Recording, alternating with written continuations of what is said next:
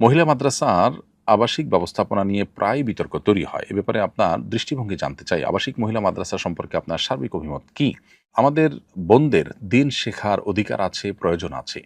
বিশেষ করে মায়েরা তারা আগামীর প্রজন্মকে গড়ে তোলেন এবং আমাদের শিশুদের সবচেয়ে বড় এবং প্রথম শিক্ষক হলেন মায়েরা। অতএব তাদের মধ্যে দিনী চেতনা জাগ্রত করবার জন্য নানামুখী দাওয়াতি আয়োজন আমাদের নিতে হবে, দাওয়াতি উদ্যোগ আমাদের নিতে হবে। মহিলা মাদ্রাসাগুলো আলেমা, হাফেজা, দায়ে ইলাল্লাহ তৈরির কাজ করছে। এটা জোরালোভাবে করা উচিত। এটা নিয়ে ভিন্ন মত করবার খুব বেশি কারণ দেখি না। তবে আবাসিক যে ব্যবস্থাপনা সেটি আসলে মাদ্রাসায় মেয়েদের জন্য হোক বা ছেলেদের মাদ্রাসা ছোট বাচ্চাদের জন্য হোক, এসব ক্ষেত্রে সর্বোচ্চ সতর্কতা অবলম্বন করা জরুরি, যাতে করে কোনো প্রকার অনাচার এবং কোনো প্রকার অন্যায় কিছু ঘটতে না পারে। সেটি যদি যথাযথভাবে সম্পাদন করা না যায়, বরং সেটা যদি অনাচারের আপনার পরিমাণ বাড়তে থাকে, তাহলে সেক্ষেত্রে সেটা তো জায়েজ হবে না। নিজের সন্তানকে কেউ দেওয়ার আগে অবশ্যই আবাসিক যদি দিতে হয়, তাহলে সেক্ষেত্রে আবাসিক ব্যবস্থাপনা, সেখানে সিসি ক্যামেরা আছে কিনা, যথেষ্ট মনিটরিং আছে কিনা, শরিয়ার প্রতিপালন যথাযথভাবে হয় কিনা এবং দায়িত্বশীলরা সর্বোচ্চ সতর্ক কিনা, বিষয়গুলো দেখা তাদের কর্তব্য। আর যারা দায়িত্বশীল আছেন, যারা মাদ্রাসাগুলোর পরিচালনার সাথে ব্যবস্থাপনার সাথে জড়িত আছেন, তাদের কর্তব্য হলো এই মাদ্রাসাগুলোকে সকল প্রকার বিতর্কের ঊর্ধ্বে রাখা এবং তুলে ধরা। এগুলো যদি করা যায় তাহলে এটা অবশ্যই প্রশংসনীয়। আর যদি সেগুলো তারা যথাযথভাবে করতে না পারেন, তাহলে তো ভালো কাজ করতে গিয়ে তারা বরং গুনাহের কাজে লিপ্ত হওয়ার আশঙ্কাও রয়েছে। কাচের চুড়ি পরার ব্যাপারে শরীয়ী কোনো নিষেধাজ্ঞা আছে কিনা?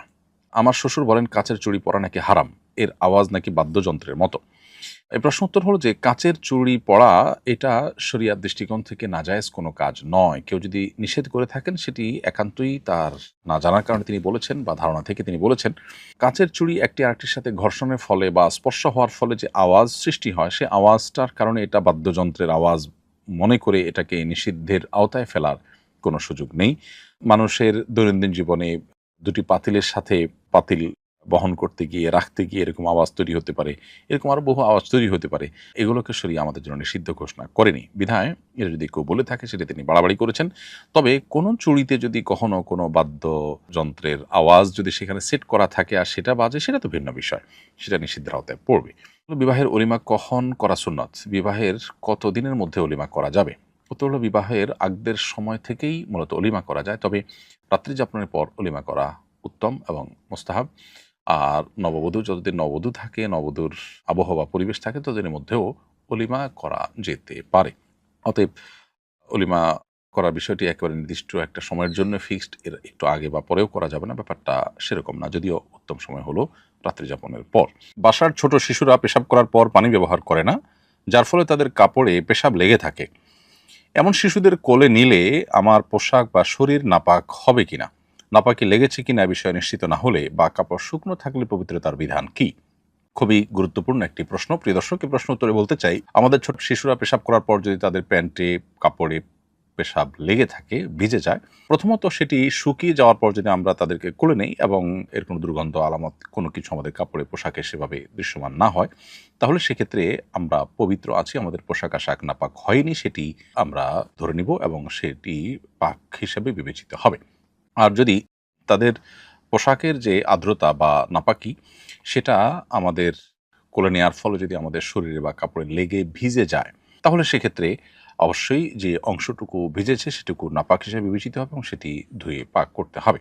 এভাবে আমরা পবিত্রতার বিধান নির্ণীত করব ইনশাআল্লাহ তাআলা। আর যদি নাপাকের কোনো আলামত না থাকে, শুকিয়ে গেছে, সেরকম হালকা ভেজা যেটুকু, সেটুকুর কোনো ভেজা ভাব আমাদের কাপড়ের শরীরে আসেনি, তার ফলে অপবিত্র হয়েছি আমরা বা আমাদের কাপড় অপবিত্র হয়েছে, সেই রকম কোনো বিধান প্রযোজ্য হবে না।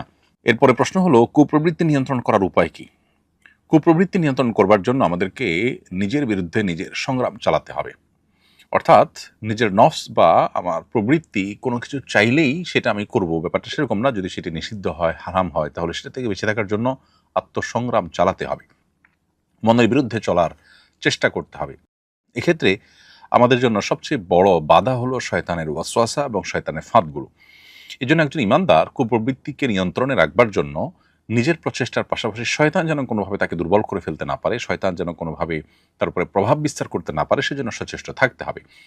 যে সমস্ত গুনাহগুলোর ব্যাপারে শরিয়া আমাদেরকে সতর্ক করেছে, কোরআন হাদিস আমাদেরকে সতর্ক করেছে, যে গুনাহগুলোর সাথে শয়তানের কোনোভাবে লিঙ্ক প্রমাণিত হয়, সেগুলো থেকে বেঁচে থাকার সর্বোচ্চ চেষ্টা করতে হবে। দৈনন্দিন জীবনে সুন্নাহর অনুসরণ, এবং কোরআন হাদিস নিষিদ্ধ বিষয়গুলো থেকে বেঁচে থাকা, স্পেশালি আপনার মিউজিক, তারপরে আপনার হারাম উপার্জন, তারপর শয়তানের বিচরণ ক্ষেত্রগুলোতে বিচরণ বা শয়তানের নির্দেশিত পথে পথ চলা, এবং যৌনতা সংশ্লিষ্ট যে গুনাহগুলো আছে সেগুলোতে লিপ্ত হওয়া, বিকৃতিতে লিপ্ত হওয়া, এগুলো শয়তানের মাদাখেল বা শয়তান মানুষের ভিতরে প্রভাব বিস্তার করার যে উপায়গুলো আছে সেগুলোর মধ্যে থেকে অন্যতম। এই জন্য এই বিষয়গুলো থেকে বিশেষভাবে বেঁচে থাকার জন্য সচেষ্ট আমাদেরকে থাকতে হবে ইনশাআল্লাহ। তাহলে নিজের কুপ্রবৃত্তিকে আমরা নিয়ন্ত্রণ করতে পারবো। সেই সাথে আল্লাহ তাআলার কাছে দোয়া করতে হবে। নবী সাল্লাল্লাহু আলাইহি ওয়াসাল্লাম বিভিন্ন রকমের দোয়া আমাদেরকে শিখিয়েছেন।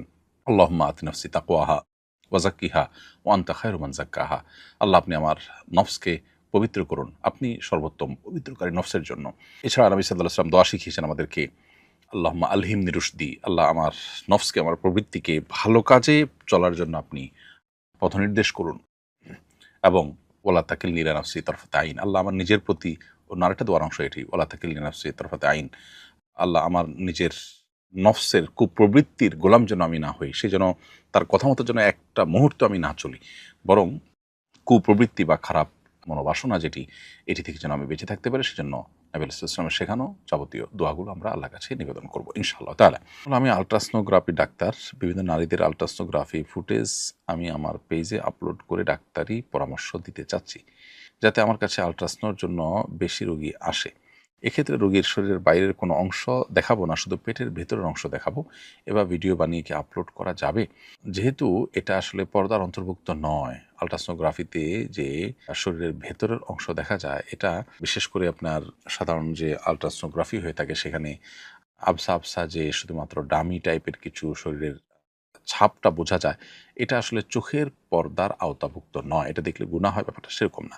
তারপরও অনেক ক্ষেত্রে এটা মানুষের প্রাইভেসির বিষয় হতে পারে, বিধায় আপনি কী ধরনের জিনিস দিতে চাচ্ছেন সে বিষয়টা আরেকটু স্টাডি করে তারপরে আপনার এই সিদ্ধান্ত নেওয়াটা ভালো মনে করছি আমি। প্রয়োজনীয় বিষয়ে ভালো কোনো আলিমের সাথে আপনি সরাসরি সাক্ষাৎ করে বা ডিটেইল আরেকটু খুলে বলে দেখিয়ে কিছু নমুনা, তারপর আপনি এ বিষয়ে পদক্ষেপ নেওয়ার জন্য আপনাকে আমরা পরামর্শ দিব। সন্তানের নাম পরিবর্তন করলে কি পুনরায় আকিকা দিতে হয়? না, আকিকা একবারই হয়, আকিকা একাধিকবার হয় না। বিধায় সন্তানের যদি কোনো কারণে ভুলভাল নাম রেখেছেন, এটাকে সংশোধন করতে হলো, পুনরায় নাম রাখতে হলো, তাহলে তার জন্য আলাদা করে আর আকিকা দেওয়ার প্রয়োজন নেই।